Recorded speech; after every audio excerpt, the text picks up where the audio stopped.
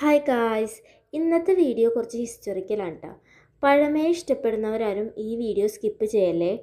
നമ്മൾ ഇന്ന് വന്നേക്കണത് ആലപ്പുഴ ജില്ലയിലെ കലവൂരുള്ള ഇൻ്റർനാഷണൽ കൊയർ മ്യൂസിയത്തിലാണ് കേട്ടോ.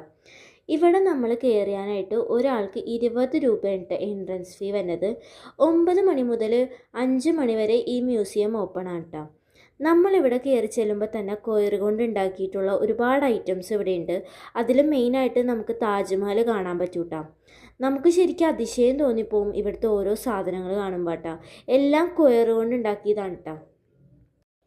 ഇവിടുത്തെ ഓരോ ഐറ്റംസും ചകിരി കൊണ്ടാണ് അവരുണ്ടാക്കിയതെന്ന് പറഞ്ഞാൽ നമുക്ക് വിശ്വസിക്കാൻ പറ്റില്ല കേട്ടോ. രാജാവ് വലിയ ദിവാൻ, തിരുവിതാംകൂർ രാജാവായിരുന്നു ഇദ്ദേഹം ആണ് കേട്ടോ ആലപ്പുഴക്ക് ആലപ്പി എന്ന പേര് എസ്റ്റാബ്ലിഷ് ചെയ്തത്. ഇവരുടെ ചരിത്രങ്ങളെല്ലാം നമുക്ക് ഈ മ്യൂസിയത്തിൽ കാണാൻ പറ്റും കേട്ടോ. ഈ കാണണ ഓരോന്നും അവർ ചകിരി കൊണ്ട് നെയ്താണ്ടുണ്ടാക്കിയേക്കണത്. ഫ്രെയിമുകളാണെങ്കിൽ പോലും അത്രയും പെർഫെക്റ്റ് ആക്കിയാണ് അവർ ചെയ്തേക്കണത്.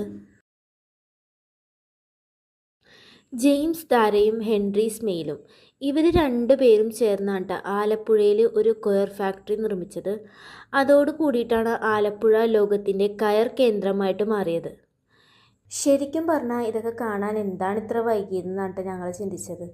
ഞങ്ങൾക്ക് രണ്ടാൾക്കും ഇങ്ങനത്തെ സ്ഥലങ്ങളോട് ഭയങ്കര ക്രേസാണ്.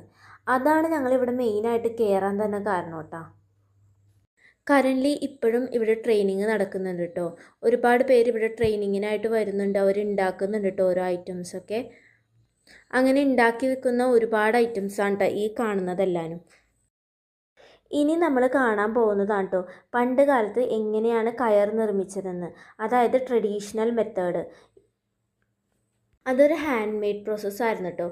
ഒരുപാട് നാളത്തെ കഷ്ടപ്പാടാണ് പിന്നീട് അതൊരു കയറായിട്ട് മാറുന്നത് കേട്ടോ. ഇനി നമ്മൾ കാണാൻ പോകുന്നതാണ് കേട്ടോ പരമ്പരാഗതമായിട്ടുള്ള കയർ പിരികൾ. ഇതുപയോഗിച്ചാണ് കേട്ടോ പണ്ട് കയറുകളെല്ലാം നമ്മൾ പിരിച്ചുകൊണ്ടിരുന്ന് വെച്ചത്. കയർ ഉണ്ടാക്കിയിട്ട് അത് പിരിക്കുന്നത് ഇതുപയോഗിച്ചിട്ടായിരുന്നു കേട്ടോ.